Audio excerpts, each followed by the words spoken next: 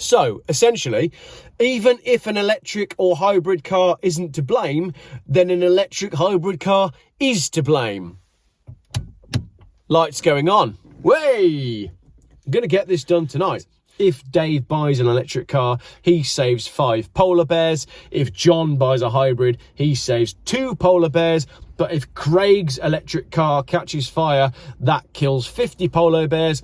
But I got lost in the maths, and basically by the end of it I couldn't work out if all the polar bears were having a party or they were all dead. Evening, I'm losing daylight, but I'm going to roll with it anyway. Getting to that point of wintertime in Britain where I've got basically a half-an-hour window in the middle of the day to get anything filmed in a car. Right, time for a third and final video on this one. I wanted to explain the timeline of events and where we are now, and to some degree how we got here, and try and put it all to bed before bedtime.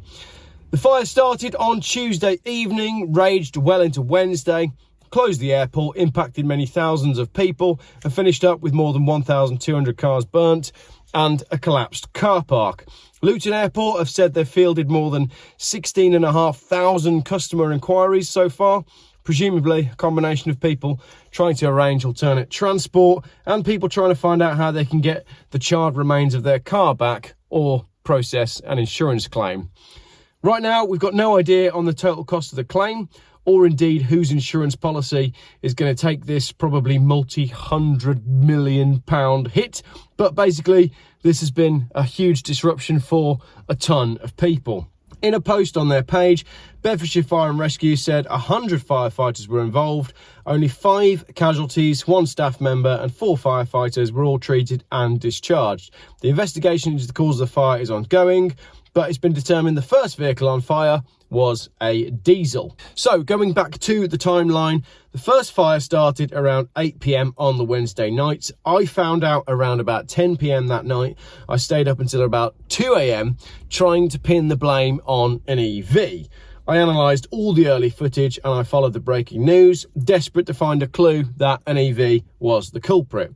Twitter was ablaze, pun intended, with comment and speculation, and the public interest in the story was huge. Now, as you know, I would have loved nothing more than to get a video out the following morning saying that an EV had burnt down an airport, but that wasn't to be. Despite staying up most of the night trawling the evidence, EV fire destroys most of Luton was not my video title. Instead, my 9:30 a.m. upload was really just a reflection on what I'd seen unfolding on social media through the night, and the fact that the general public had already decided that the fire was caused by an EV long before any of us so-called anti-EV outlets had said anything. This wasn't just down to personal prejudices either. Many of the early news reports said it was an EV or a hybrid, although try and find those now. They definitely did, even the BBC. Plus, I was getting a raft of WhatsApp messages from various people who were in the know who said it was a hybrid.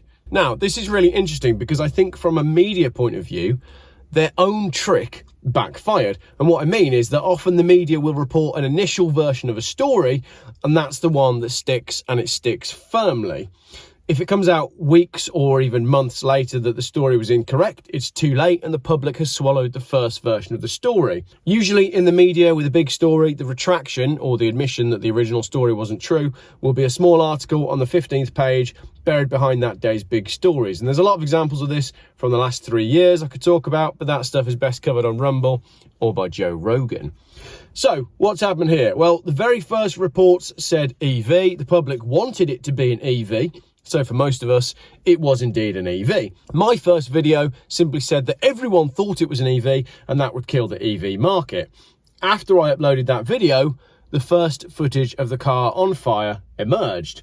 This is when the media changed tack and started to blame a diesel, with most outlets that I saw saying it was an Evoque. Now, I tried to analyse that first video, but I just couldn't get my brain to see an Evoque in the footage. So for me, it was never an Evoque.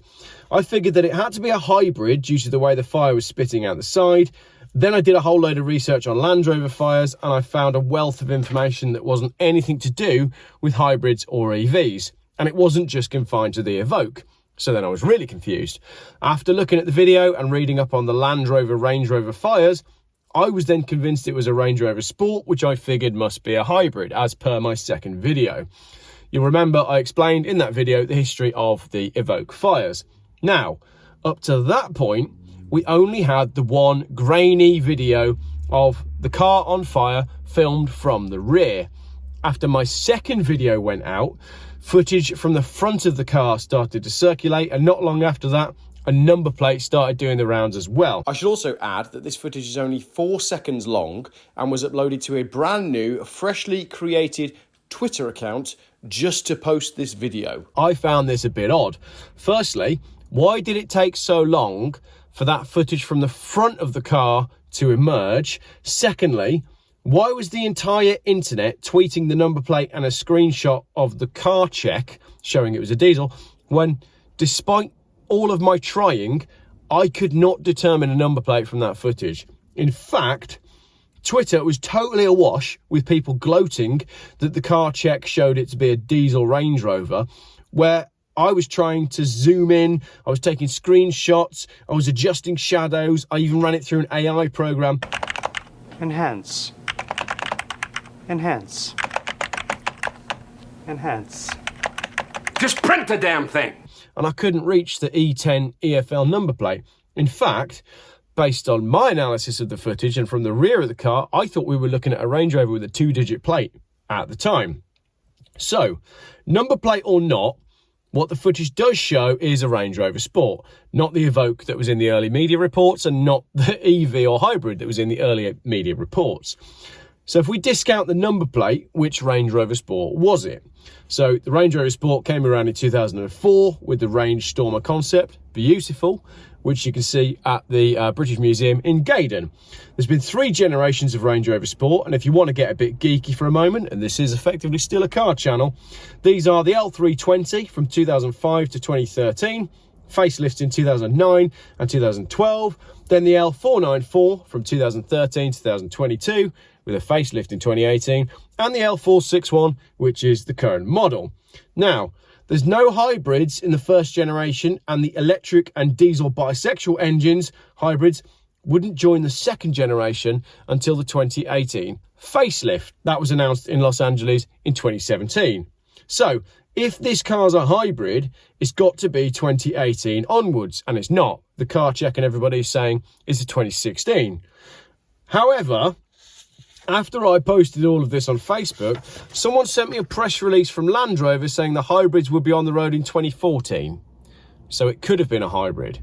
To be honest, no matter which age of Range Rover it is, there's still a ton of questions to be asked about that fire, because it's very fast and furious, notwithstanding the fact that the DVLA sometimes makes mistakes with what engine a car has got and what derivative of that engine comes up on the actual systems themselves. Some people, myself included, think that the bright orange flames and the lack of thick black smoke indicate a battery fire.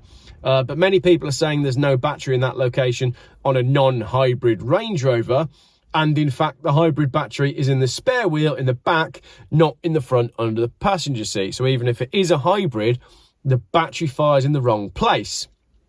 Then I was told that there's a backup battery, and that's lithium, and that's stored in the exact location of the fire, regardless of whether it's a hybrid or not. But then someone else told me that if there is a backup battery, then it's not made of lithium and it's not stored in the location of the fire. So completely conflicting information, both from people who are quite involved with Land Rover. So, for all of us armchair enthusiasts and part-time freelance work from home undercover home fire investigators, that's you and me, the best I can say is that it's been a busy week and our work is ongoing. Of course, there's also the theory that the footage of the red Range Rover was faked. It's odd that the footage took so long to materialise. It's odd that the owners are staying silent, and it's odd that everyone is floating the number plate around despite the fact the rear view of the car appeared to show an expensive 2-character number plate, and every time I zoomed in on the red Range Rover footage, I saw the plate starting with an A and not an E. Pause for breath. It doesn't say that. Myself and a friend spent a good couple of hours looking at shadows, cut lines, light movement and colours, just in case the footage had indeed been manipulated. Moon landing. Oh, I can't say that. That gets me in a lot of trouble. and hence. But that is, like the moon landing, just a conspiracy theory. And it's not like we really think some nefarious organisation within government wants to suppress the news about the frequency and severity of electric car fires, is it? And it's not like electric car sales are stalling. Apart from the one guy who contacted me about a Tesla fire, saying the police had told him to delete the photo he had taken, don't take any more photos and don't tell anyone. The actual police told him not to share any evidence about an electric car fire. And then there's the other guy who contacted me to say that Ford are putting on extra training for dealers because no one wants to buy a new electric Mustang Mach-E and they're desperate to shift the stock of cars that they've built. Maybe this is a bigger story than we think, but on with the show. What we do know is it's getting dark. But what we do know is there was a fire on or in a Range Rover, and the fire extinguishers didn't work and there weren't any sprinklers. The Range Rover somehow lit up another car and then another and then another until every car on that floor was alight, and then the fire jumped to the floor below, and in a matter of hours every floor was affected. Some of the floors had collapsed and 1,200 cars were destroyed. So if we ignore the fact that the fire extinguishers didn't work, there was no sprinkler system, and if we pretend that every car on that floor was a petrol or a diesel, how the hell did the fire go downwards? The only way you'd breach the floor below would be with some sort of ridiculously intense fuel that burns hotter than both diesel and petrol. What would that be? I don't know. Well, a 400 kilo electric car battery would probably do the trick. Plus the added weight of electric cars and full-size SUVs. That won't have helped the matter once the car park supports became superheated and weak. We've all played Jenga, we know how it works. So, essentially, even if an electric or hybrid car isn't to blame, then an electric hybrid car is to blame. Lights going on. Way! I'm going to get this done tonight.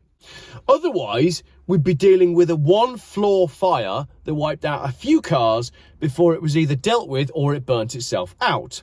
Sure, many of us wanted it to be an EV or a hybrid, and we want to blame the amount of EVs and hybrids in the car park so we can pin it on the net zero car push, which many of us see as a ploy to gain total control of our freedom of movement.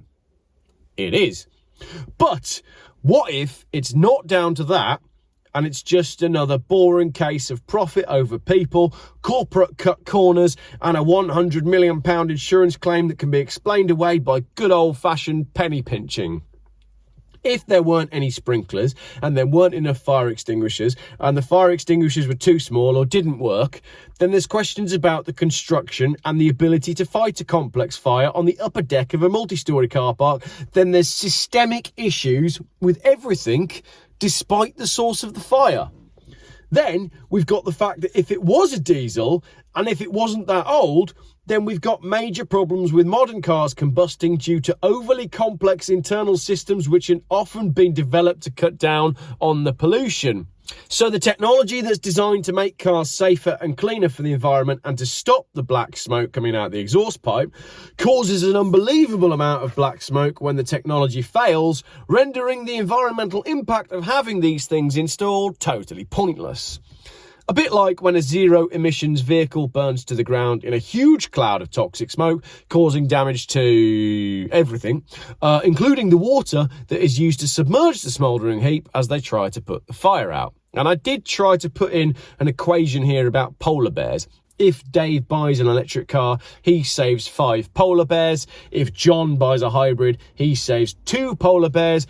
But if Craig's electric car catches fire, that kills 50 polar bears.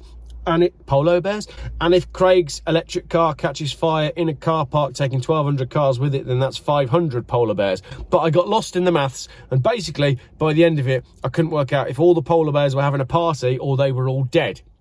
Either way, I think the media would tell us they were having a party if they were dead, and they were dead if they were having a party. So it's a problem with modern technology. Isn't just a problem with EVs catching fire or hybrids or chargers or petrols or diesels. It's a problem with modern technology, and it's the same age-old systemic problem with greed and cost cutting. So where does that leave us? Well, it does pretty much leave us in the dark. See what I did there? That works quite well for filming in the evening, doesn't it? But where it actually leaves us is we live in a world where your log burner is going to be taken away to save the environment, and the council can remove a play park due to the risk it poses to children, but a manufacturer can sell you a 6-figure car that they know might catch fire, and you can park it in an 8-figure car park that was built recently, and it can all go to shit, and that's okay. And then I frantically phoned a friend of mine saying, I don't have a good end to my video. I need to conclude the video properly. I'd like to do the video tonight. I don't have an ending to my video. And do you know what? I don't. That's the end. I was hoping it would have a better conclusion than it's all going to shit and manufacturers are allowed to sell us stuff that catches fire and we're allowed to park it in car parks that aren't safe. But that's it. That's the end of my video. Yeah. It literally says there, I was hoping this video would have a better conclusion. But it doesn't. Thanks for watching.